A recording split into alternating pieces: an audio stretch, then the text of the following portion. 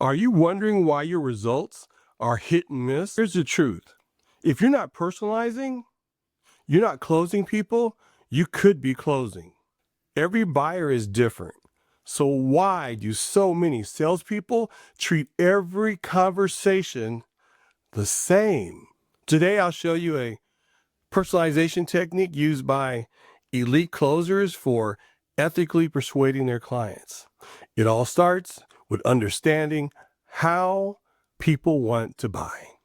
Your prospects buy because of one reason. That's when they understand what's in it for them. Personalization isn't just some sales tactic. It's the key for building trust, increasing conversions, and building long-term client relationships. Personalization works because the human brain craves relevance. Neuroscience studies show that when we hear something that's related to us, our engagement skyrockets.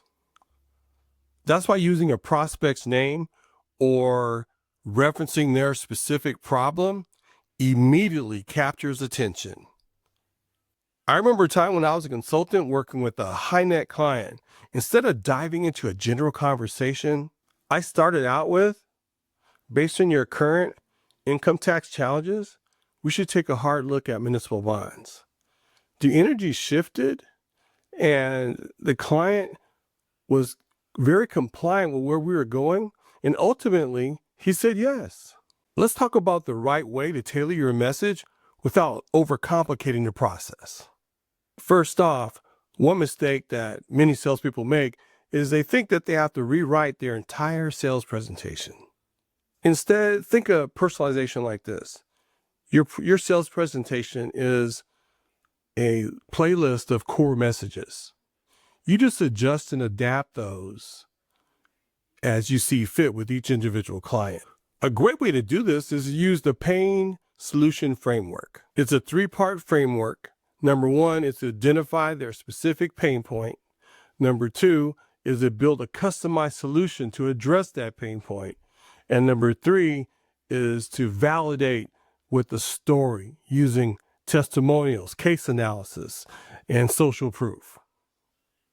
I once consulted with an account executive who complained that she never had enough leads, but after watching her sales presentation, it was obvious to me that her problem was conversion. But personalization doesn't stop at just framing the problem.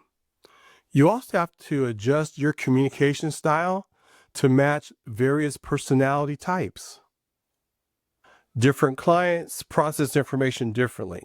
Some want hard facts and data, others want to hear the whole story, and then there are some who want to get down on the emotional level. Understanding personality types is a game changer. It doesn't matter which model you use. I use the Merrill Wilson social styles model. The 4 personalities are as follows. First, there's the driver. This is your bottom line, fact-oriented individual. Second, there's the analytical who likes facts, numbers, figures, and will get lost in the forest if you allow them to because they hunger for more information. And then the third one is the expressive type who likes to tell their story. And sometimes you have to cut them off so that you can get your story in, but they're relating more to stories. They like stories. And then the last one is the amiable, which is very rare because they're more like your great grandmother. And all they're looking for is a little guidance. Very rare, very easy to work with though, however. I personally lost a sale once to someone who was definitely a driver, a bottom line alpha male who told me he was an attorney. I insisted on giving the full presentation as required. The next time I saw him, I was able to make the deal because I cut down to the chase. You're probably wondering, how are you going to do all this personalization without spending too much time and wasted hours with each individual client? And that's why we need to talk about some technology. Tools like email automation, customer relationship management software, and artificial intelligence can help you segment your audiences, track their behaviors, and deliver the right message at the right time. In other words, keep good notes.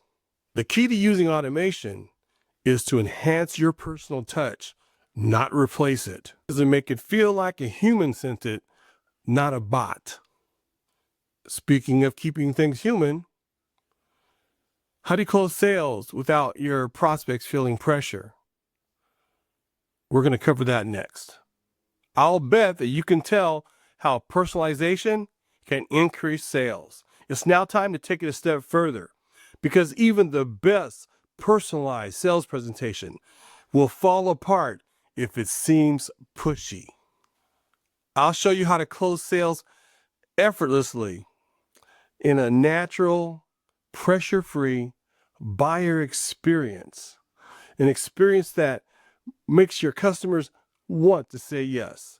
I'll cover that in the next video.